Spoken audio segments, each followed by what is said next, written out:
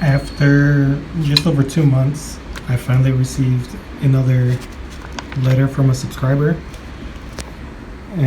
This is from Greentoe, and I've met him when I was in the States approximately a decade ago, and we met up through the forum Share the Seeds.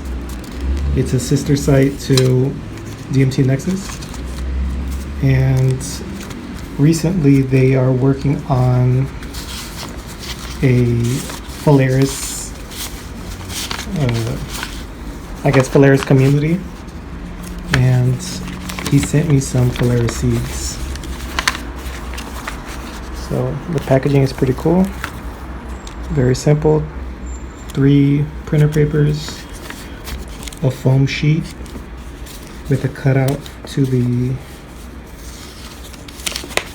a slot where he adds some seeds, and I have now even more cacti seeds. I'll probably do a bulk sowing since I don't have much room, but I won't be babying them. I'll keep it as survival of the fittest as possible. Yeah, because I have way more seeds than I will ever need. And here are the Phalaris seeds, which I'm pretty excited for. So I got an Australian Phalaris,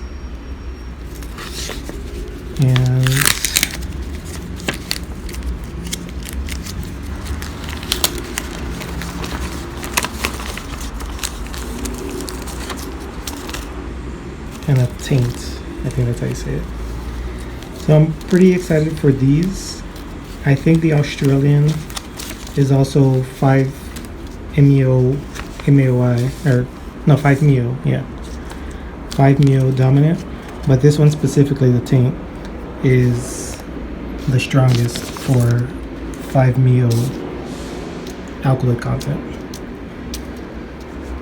The Phalaris in general, the usage is fairly limited, and in the past there was a lot of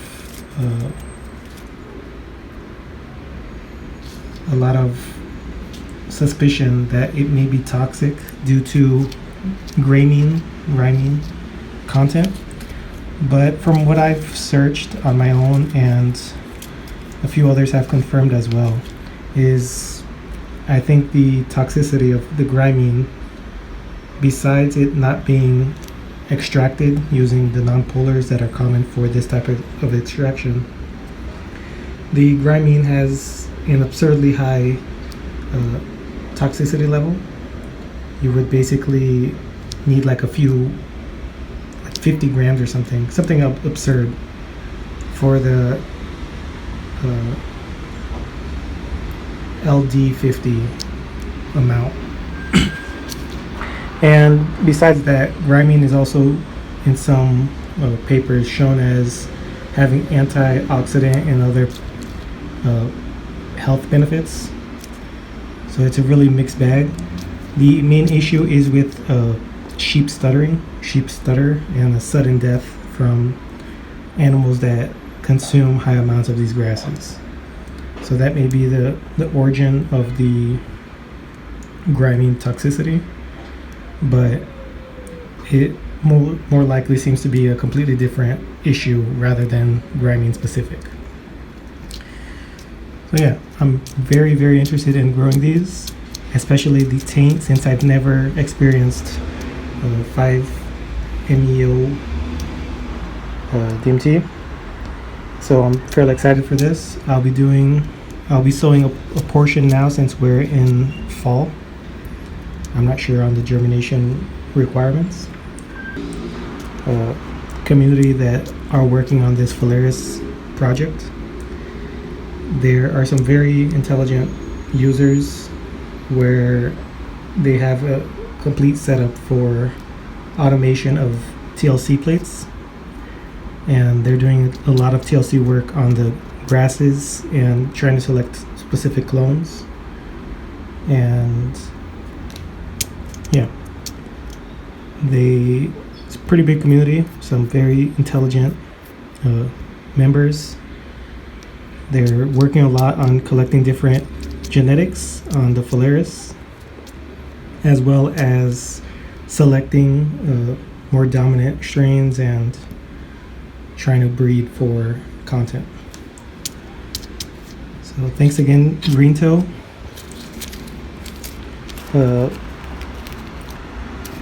Unfortunately, I won't be sowing a majority of these seeds since I don't have the room for all of these seedlings.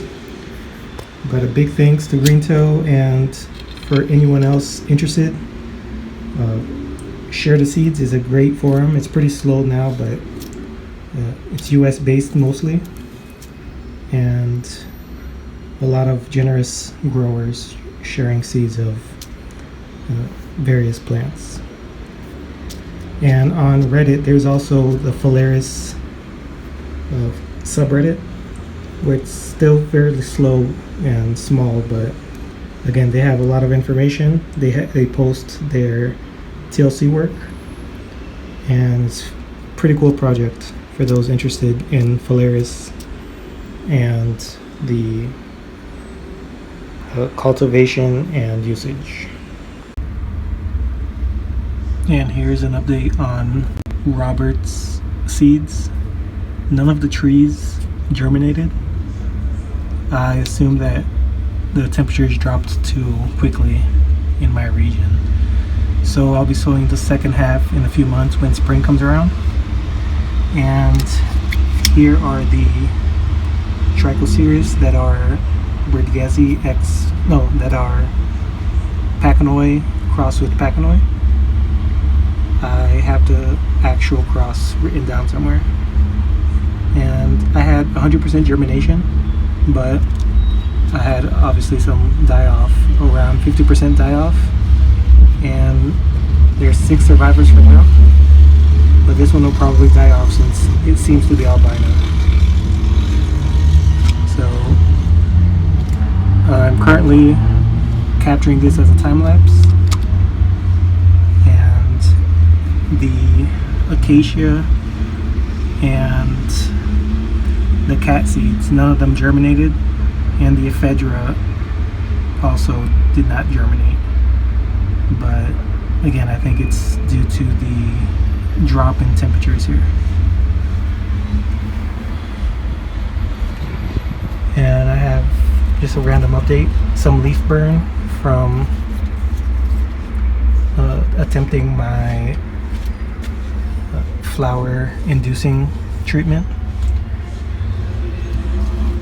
and hopefully in say a week or two I may see some buds if it works out. If not, I'll reattempt it in the future. And I applied it to a majority of my cacti. And just one more thing, since I'm just doing a random update.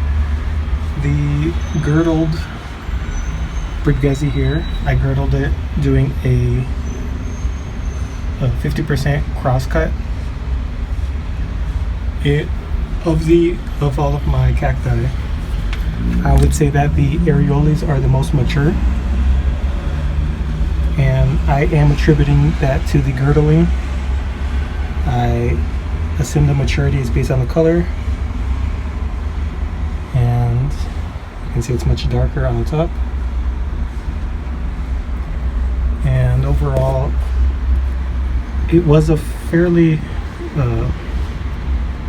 weak clone on the first extraction attempt,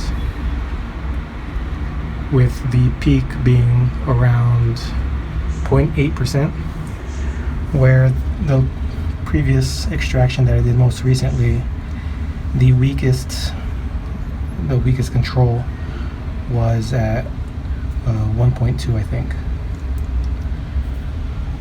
So in the future, I'll be using this as a grafting stock for any future Bergesi crosses I sow, since I have a large amount from Robert, which is from Alaska and not Arkansas like I thought, and from Greentoe. He also sent up some more trichocereus seeds. So I'll be slowly, besides experimenting, I'll also be doing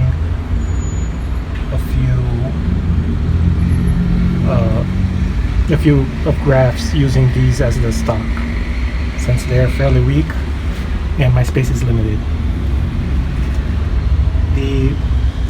Of the 6 pachanoi that I have, that I just showed from Robert Seeds, I'll be using my original pachanois, which seem to be Peruvianas. Most of them had actually 0 yield. The only pachanoi that I'll be keeping is this blue one that I have not tested yet, and my original pachanoi, which I have the time-lapse video of. It also measured at a respectable 0.8% alkaloid content of pure cleaned material, and it was around 2%, I think, total alkaloids.